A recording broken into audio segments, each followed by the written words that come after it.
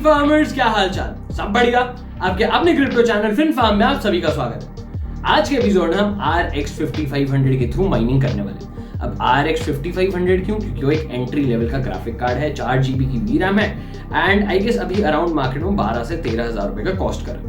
तो हम ये चेक करने वाले हैं कि उसकी स्टॉक सेटिंग, मतलब मैं ओवरक्लॉक भी नहीं कर रहा, मैं अंडरक्लॉक भी नहीं कर रहा, पॉपुलर कॉइन्स माइन करके देखेंगे, डिफरेंट कॉइन्स पे ये पता लगाएंगे कि RX 5500 कितना प्रॉफिटेबल है एंड क्या वो सच में 12-13 हज़ार की वर्थ रखेगा।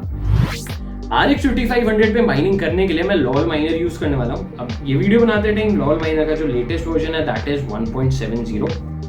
मैं ये डाउनलोड करके ऑलरेडी एक्सट्रैक्ट कर चुका हूँ, लेकिन अगर आप ये एज से डाउनलोड कर रहे हो या क्रोम से डाउनलोड कर रहे हो तो डेफिनेटली आपको फ्लैग कर देगा वायरस की तरह एंड आपको डाउनलोड नहीं करना पड़ेगा। तो आपको अपना ब्राउजर चेंज करना पड़ेगा। आप चाहे तो फायरफॉक्स से कर सकते हो, आप ओपेरा से कर सकते हो, आप ब्रेव ब्राउजर से कर सकते हो।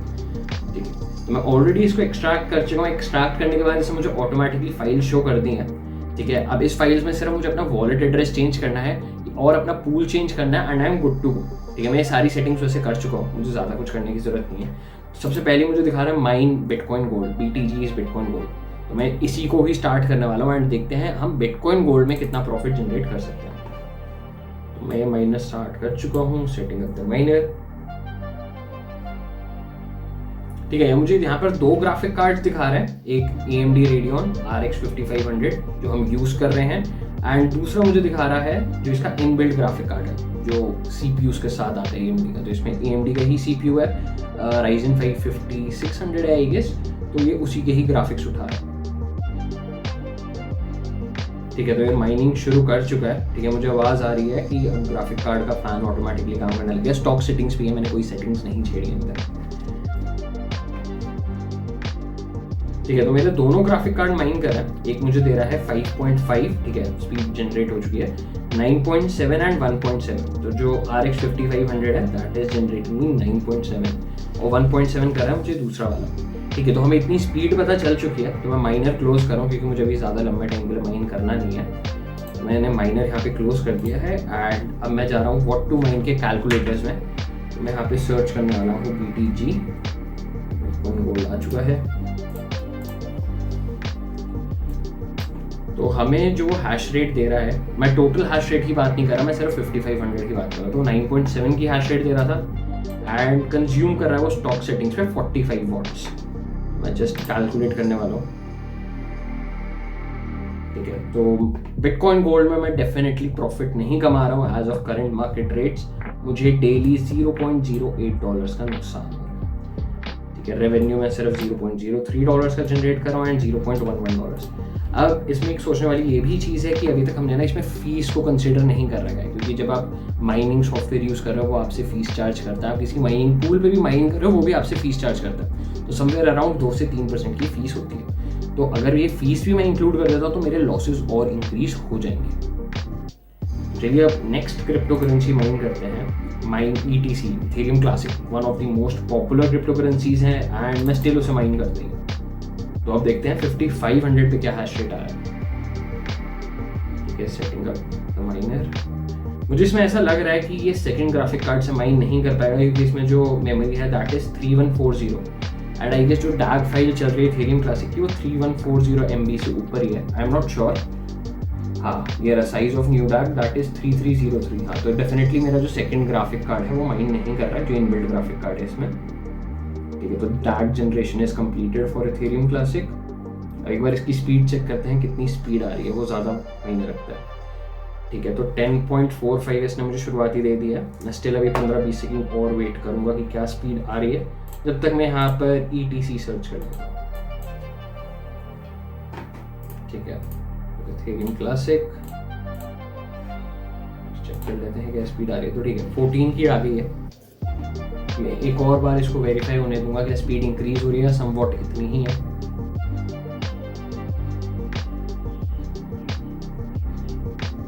ठीक है, तो मुझे एवरेज स्पीड जो आ रही है वो 14.07 की ही आ रही है। ठीक है, तो मैं इसको बंद कर दूंगा।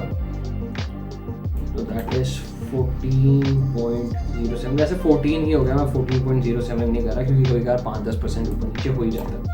Definitely 45 watts. तो इसमें मैं फीस ऐड कर लेता हूँ ऑलरेडी 2%। कैलकुलेट, तो मुझे इथेरियम क्लासिक में भी बिल्कुल एग्जैक्ट सेम लॉस हो रहा है, ठीक है, कोई ज़्यादा डिफरेंस नहीं है बिटकॉइन गोल्ड में एंड इथेरियम क्लासिक में, बिल्कुल सेम ही है, ठीक है, दैट इज 0.08। इतना ही मुझे बिटकॉइन गोल्ड में भी होता है। तो let's mine another crypto currency, क्योंकि अभी तक हम प्रॉफिट में नहीं आए हैं। फ्लक्स माइन करके देखते हैं।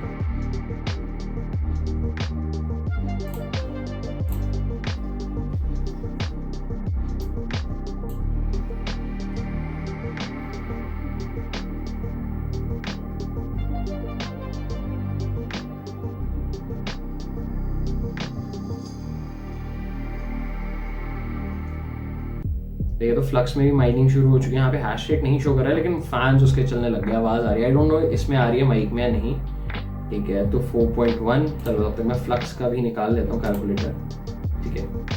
एंड हाँ, एक चीज़ और, जैसे अभी मैं स्क्रीन रिकॉर्डिंग कर रहा हूँ साथ साथ, तो डेफिनेटली उस पर भी फ़र्क पड़ता है माइनिंग स्पीड का। बहुत ज़्यादा डिफरेंस नहीं, बट हाँ थोड़ा थोड़ा, क्योंकि अब ना स्क्रीन थोड़ी अटकने लग गई है, मुझे पता चल रहा है, ठीक है। तो फ्लक्स पे भी मेरे दोनों ग्राफिक कार्ड माइन करें 7.3A एंड जो मेरा दूसरा इनबिल्ट है दैट इज 0.6, तो हमें 7 ही कंसिडर करके चलना है, ठीक है। तो 8 तक पहुंच चुके हैं एंड 0.5,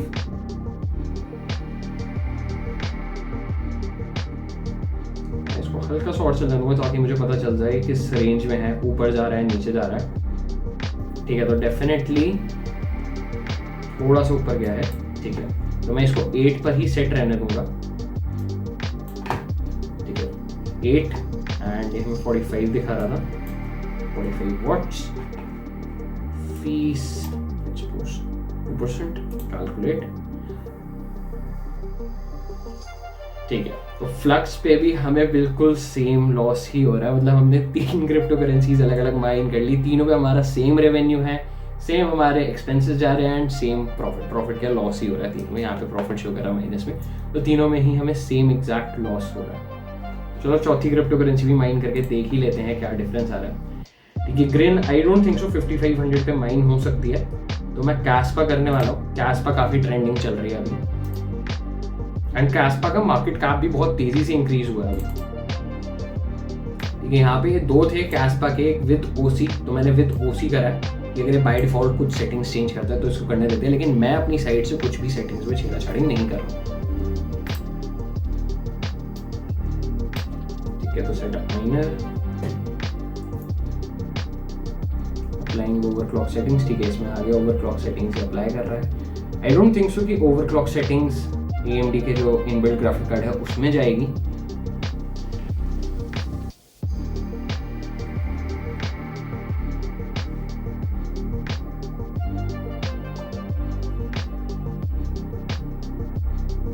ठीक है। तो टूल से कनेक्ट कर चुका है, तो तब तक कैस्पा का भी सर्च कर देते हैं यहाँ पे, ठीक है। कैस्पा आ गया,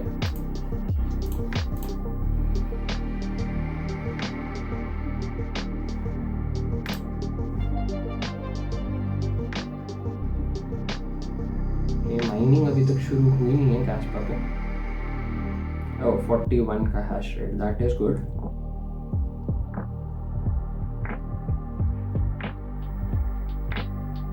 तो कैस्पा जो है वो हैवी हैश एल्गोरिथम यूज करता है, ठीक है। तो डेफिनेटली हमारी स्पीड इंक्रीज हो चुकी है, 60 तक पहुंच चुकी है, ठीक है। मुझे पता है 60 तक ही जाएगी, तो मैं 60 तक ही रहने दूंगा, ठीक है। तो वापस में जाता हूँ एंड यहाँ पे 60 का मेगा हैश रेट, 45 की पावर, फीस 5% से मैं इसको 3% कर दूंगा एंड हिट कैलकुलेट।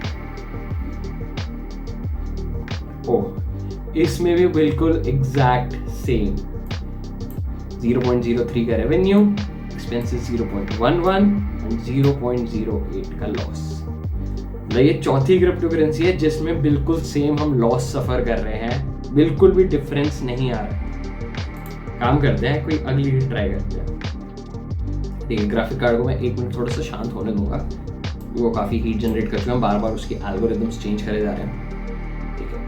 तो माइन नेक्सा विद ओसी, ठीक है। इसमें भी मेरे पास 2 ऑप्शन आ रहे हैं, विद ओसी या विदाउट ओसी। तो डेफिनेटली एक बार विद ओसी ट्राई कर लेते हैं। हम अपनी साइड से कोई छेड़छाड़ी नहीं कर रहे, तो बाय डिफॉल्ट जो माइनर कर रहा है सिर्फ वही हो रही है, ठीक है। तो जब तक ये हो रहा है हम यहाँ पर भी क्रिप्टो सर्च कर देते हैं, ठीक है। तो इसने अपना डेटा सेट कंप्लीट कर लिया है। जब तक हम यहाँ पर सर्च कर लेते हैं नेक्सा। ओके, डेफिनेटली 45 वॉट्स ही लेने वाला, तो इतनी तो मैं सेटिंग्स कर ही सकता हूँ, ठीक है। तो 3 मेगा हैश रेट की स्पीड आ चुकी है।